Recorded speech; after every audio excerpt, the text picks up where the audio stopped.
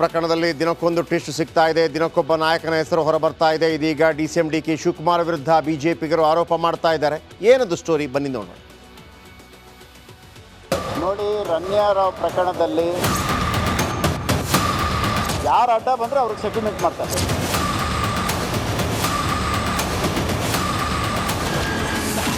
Gold smuggling case ಸೆಟಲ್ಮೆಂಟ್ಗೆ ಯತ್ನ.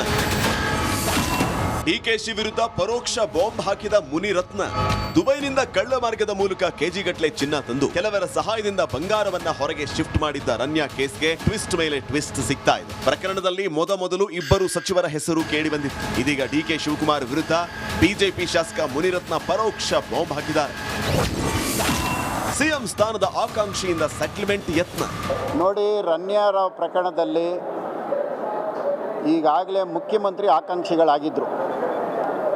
ಈಗಾಗಲೇ ಬೆಂಗಳೂರು ಗ್ರಾಮಾಂತರ ಲೋಕಸಭಾ ಚುನಾವಣೆಯಲ್ಲಿ ಯೋಗೇಶ್ವರ್ದು ಸೆಟಲ್ಮೆಂಟ್ ಆಯಿತು. ಅದೇ ರೀತಿ ನಂದು ಸೆಟಲ್ಮೆಂಟ್ ಆಯಿತು. ಈಗ ಮೋಸ್ಟ್ಲಿ ಇನ್ಯಾರ್ದು ಸೆಟಲ್ಮೆಂಟ್ ಆಗೈತೆ ಅಂತ ನಾನು ಕೇಳ್ಪಡ್ತಾ ಇದ್ದೀನಿ. ಅದು ಯಾವ ರೀತಿ ಸೆಟಲ್ಮೆಂಟ್ ಮಾಡಿದಾರೆ ಗೊತ್ತಿಲ್ಲ. ಮುಂದಿನ ದಿನಗಳಲ್ಲಿ ಕಾಯ್ದು ನೋಡೋಣ. ಯಾರ್ಯಾರು ಅಡ್ಡ ಬರ್ತಾರೋ ಅವರಿಗೆ ಸೆಟಲ್ಮೆಂಟ್. ಯಾರು ಅಡ್ಡ ಬಂದರೆ ಅವ್ರಿಗೆ ಸೆಟಲ್ಮೆಂಟ್ ಮಾಡ್ತಾರೆ. ಈಗ ನಂದು ಸೆಟಲ್ಮೆಂಟ್ ಆಗಿದೆಯಾ? ಯೋಗೇಶ್ವರ್ ಸೆಟಲ್ಮೆಂಟ್ ಆಯಿತಾ? ರೇವಣ್ಣನ ಸೆಟಲ್ಮೆಂಟ್ ಆಯಿತಾ? ರಮೇಶ್ ಜಾರಕಿಹೊಳಿ ಸೆಟಲ್ಮೆಂಟ್ ಆಯಿತಾ? ಈಗ ಯಾರು ಇದ್ದಾರೆ ಇವಾಗ ಮೋಸ್ಟ್ಲಿ ಅವ್ರದ್ದೇನೋ ಸೆಟಲ್ಮೆಂಟ್ಗೆ ಆಗಿರಬೇಕು. ಒಟ್ಟಿನೊಳಗೆ ಸೆಟಲ್ಮೆಂಟ್ ಆಗತ್ತೆ. ರಮ್ಯಾ ಕೇಸ್ನಲ್ಲಿ ಅಂತಾರಾಷ್ಟ್ರೀಯ ಮಾಫಿಯಾ.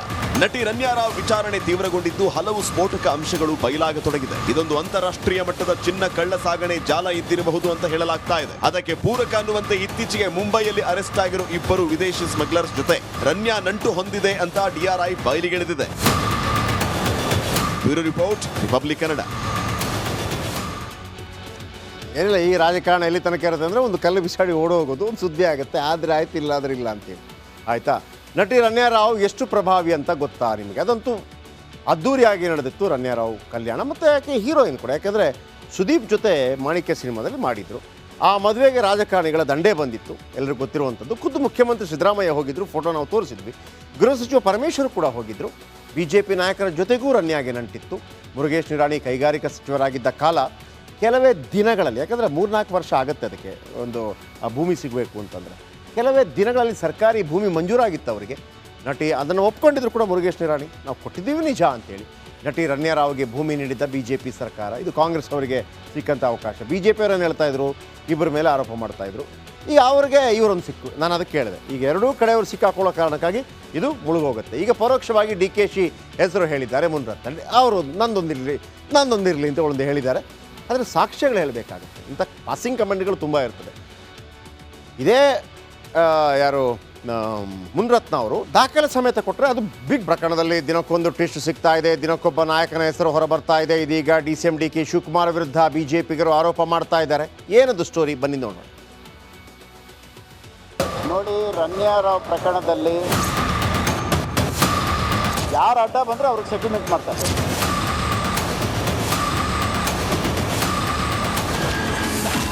ಗೋಲ್ಡ್ ಸ್ಮಗ್ಲಿಂಗ್ ಕೇಸ್ ಸೆಟಲ್ಮೆಂಟ್ಗೆ ಯತ್ನ. ಡಿಕೆಶಿ ವಿರುದ್ಧ ಪರೋಕ್ಷ ಬಾಂಬ್ ಹಾಕಿದ ಮುನಿರತ್ನ.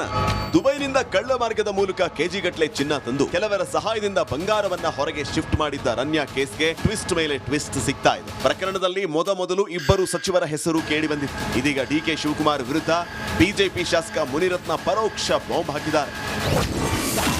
ಸಿಎಂ ಸ್ಥಾನದ ಆಕಾಂಕ್ಷಿಯಿಂದ ಸೆಟಲ್ಮೆಂಟ್ ಯತ್ನ.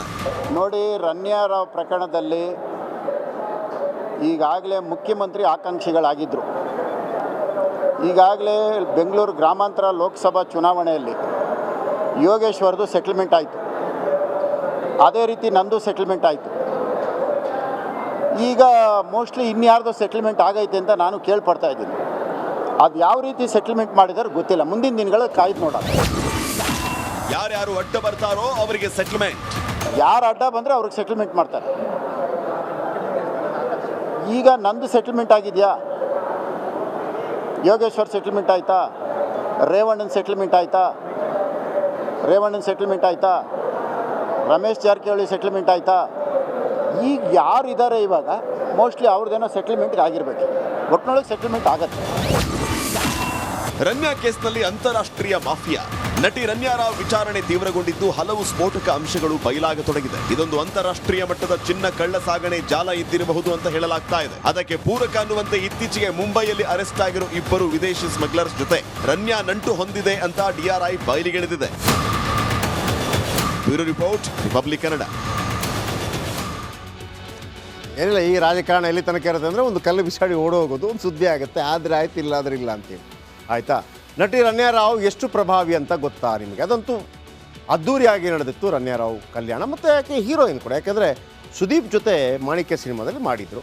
ಆ ಮದುವೆಗೆ ರಾಜಕಾರಣಿಗಳ ದಂಡೇ ಬಂದಿತ್ತು, ಎಲ್ಲರಿಗೂ ಗೊತ್ತಿರುವಂಥದ್ದು. ಖುದ್ದು ಮುಖ್ಯಮಂತ್ರಿ ಸಿದ್ದರಾಮಯ್ಯ ಹೋಗಿದ್ದರು, ಫೋಟೋ ನಾವು ತೋರಿಸಿದ್ವಿ.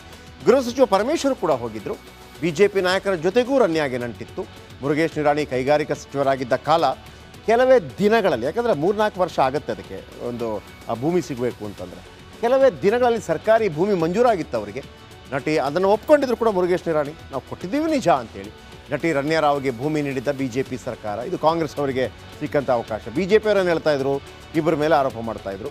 ಈಗ ಅವ್ರಿಗೆ ಇವರೊಂದು ಸಿಕ್ಕು. ನಾನು ಅದಕ್ಕೆ ಕೇಳಿದೆ, ಈಗ ಎರಡೂ ಕಡೆಯವರು ಸಿಕ್ಕಾಕೊಳ್ಳೋ ಕಾರಣಕ್ಕಾಗಿ ಇದು ಮುಳುಗೋಗುತ್ತೆ. ಈಗ ಪರೋಕ್ಷವಾಗಿ DKC ಹೆಸರು ಹೇಳಿದ್ದಾರೆ ಮುನ್ರತ್ನಲ್ಲಿ. ಅವರು ನಂದೊಂದಿರಲಿ ಅಂತ ಒಂದು ಹೇಳಿದ್ದಾರೆ.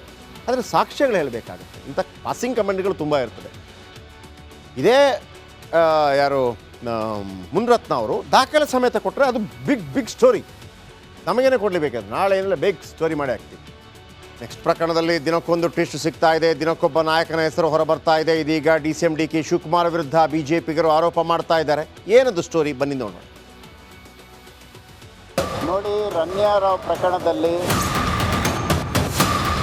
ಯಾರು ಅಡ್ಡ ಬಂದರೆ ಅವ್ರಿಗೆ ಸೆಟಲ್ಮೆಂಟ್ ಮಾಡ್ತಾರೆ.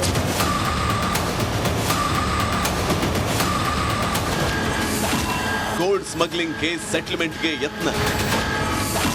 DKC ವಿರುದ್ಧ ಪರೋಕ್ಷ ಬಾಂಬ್ ಹಾಕಿದ ಮುನಿರತ್ನ ದುಬೈನಿಂದ ಕಳ್ಳ ಮಾರ್ಗದ ಮೂಲಕ ಕೆಜಿಗಟ್ಟಲೆ ಚಿನ್ನ ತಂದು ಕೆಲವರ ಸಹಾಯದಿಂದ ಬಂಗಾರವನ್ನ ಹೊರಗೆ ಶಿಫ್ಟ್ ಮಾಡಿದ್ದ ರನ್ಯಾ ಕೇಸ್ಗೆ ಟ್ವಿಸ್ಟ್ ಮೇಲೆ ಟ್ವಿಸ್ಟ್ ಸಿಗ್ತಾ ಇದೆ. ಪ್ರಕರಣದಲ್ಲಿ ಮೊದಲು ಇಬ್ಬರು ಸಚಿವರ ಹೆಸರು ಕೇಳಿ ಬಂದಿತ್ತು. ಇದೀಗ DK ಶಿವಕುಮಾರ್ ವಿರುದ್ಧ BJP ಶಾಸಕ ಮುನಿರತ್ನ ಪರೋಕ್ಷ ಬಾಂಬ್ ಹಾಕಿದ್ದಾರೆ. CM ಸ್ಥಾನದ ಆಕಾಂಕ್ಷಿಯಿಂದ ಸೆಟಲ್ಮೆಂಟ್ ಯತ್ನ. ನೋಡಿ, ರನ್ಯಾ ರಾವ್ ಪ್ರಕರಣದಲ್ಲಿ ಈಗಾಗಲೇ ಮುಖ್ಯಮಂತ್ರಿ ಆಕಾಂಕ್ಷಿಗಳಾಗಿದ್ದರು. ಈಗಾಗಲೇ ಬೆಂಗಳೂರು ಗ್ರಾಮಾಂತರ ಲೋಕಸಭಾ ಚುನಾವಣೆಯಲ್ಲಿ ಯೋಗೇಶ್ವರ್ದು ಸೆಟಲ್ಮೆಂಟ್ ಆಯಿತು. ಅದೇ ರೀತಿ ನಂದು ಸೆಟಲ್ಮೆಂಟ್ ಆಯಿತು. ಈಗ ಮೋಸ್ಟ್ಲಿ ಇನ್ಯಾರ್ದು ಸೆಟಲ್ಮೆಂಟ್ ಆಗೈತೆ ಅಂತ ನಾನು ಕೇಳ್ಪಡ್ತಾ ಇದ್ದೀನಿ. ಅದು ಯಾವ ರೀತಿ ಸೆಟಲ್ಮೆಂಟ್ ಮಾಡಿದಾರೆ ಗೊತ್ತಿಲ್ಲ. ಮುಂದಿನ ದಿನಗಳಲ್ಲಿ ಕಾಯ್ದು ನೋಡೋಣ. ಯಾರ್ಯಾರು ಅಡ್ಡ ಬರ್ತಾರೋ ಅವರಿಗೆ ಸೆಟಲ್ಮೆಂಟ್. ಯಾರು ಅಡ್ಡ ಬಂದರೆ ಅವ್ರಿಗೆ ಸೆಟಲ್ಮೆಂಟ್ ಮಾಡ್ತಾರೆ. ಈಗ ನಂದು ಸೆಟಲ್ಮೆಂಟ್ ಆಗಿದೆಯಾ? ಯೋಗೇಶ್ವರ್ ಸೆಟಲ್ಮೆಂಟ್ ಆಯಿತಾ? ರೇವಣ್ಣನ ಸೆಟಲ್ಮೆಂಟ್ ಆಯಿತಾ? ರಮೇಶ್ ಜಾರಕಿಹೊಳಿ ಸೆಟಲ್ಮೆಂಟ್ ಆಯಿತಾ? ಈಗ ಯಾರು ಇದ್ದಾರೆ ಇವಾಗ ಮೋಸ್ಟ್ಲಿ ಅವ್ರದ್ದೇನೋ ಸೆಟಲ್ಮೆಂಟ್ಗೆ ಆಗಿರಬೇಕು. ಒಟ್ಟಿನೊಳಗೆ ಸೆಟಲ್ಮೆಂಟ್ ಆಗತ್ತೆ. ರನ್ಯಾ ಕೇಸ್ನಲ್ಲಿ ಅಂತಾರಾಷ್ಟ್ರೀಯ mafia.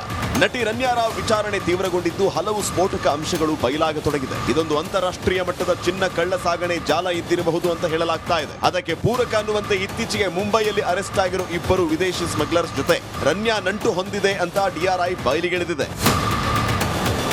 Bureau report, Republic Kannada. ಏನಿಲ್ಲ, ಈ ರಾಜಕಾರಣ ಎಲ್ಲಿ ತನಕ ಇರುತ್ತೆ ಅಂದರೆ ಒಂದು ಕಲ್ಲು ಬಿಸಾಡಿ ಓಡೋಗೋದು ಒಂದು ಸುದ್ದಿ ಆಗುತ್ತೆ. ಆದರೆ ಆಯ್ತು, ಇಲ್ಲಾದ್ರೆ ಇಲ್ಲ ಅಂತೇಳಿ. ಆಯಿತಾ, ನಟಿ ರನ್ಯಾ ರಾವ್ ಎಷ್ಟು ಪ್ರಭಾವಿ ಅಂತ ಗೊತ್ತಾ ನಿಮಗೆ? ಅದಂತೂ ಅದ್ಧೂರಿಯಾಗಿ ನಡೆದಿತ್ತು ರನ್ಯಾ ರಾವ್ ಕಲ್ಯಾಣ. ಮತ್ತು ಯಾಕೆ ಹೀರೋಯಿನ್ ಕೂಡ, ಯಾಕೆಂದರೆ ಸುದೀಪ್ ಜೊತೆ ಮಾಣಿಕ್ಯ ಸಿನಿಮಾದಲ್ಲಿ ಮಾಡಿದರು. ಆ ಮದುವೆಗೆ ರಾಜಕಾರಣಿಗಳ ದಂಡೇ ಬಂದಿತ್ತು, ಎಲ್ಲರಿಗೂ ಗೊತ್ತಿರುವಂಥದ್ದು. ಖುದ್ದು ಮುಖ್ಯಮಂತ್ರಿ ಸಿದ್ದರಾಮಯ್ಯ ಹೋಗಿದ್ದರು, ಫೋಟೋ ನಾವು ತೋರಿಸಿದ್ವಿ. ಗೃಹ ಸಚಿವ ಪರಮೇಶ್ವರ್ ಕೂಡ ಹೋಗಿದ್ದರು. BJP ನಾಯಕರ ಜೊತೆಗೂ ರನ್ಯಾಗೆ ನಂಟಿತ್ತು.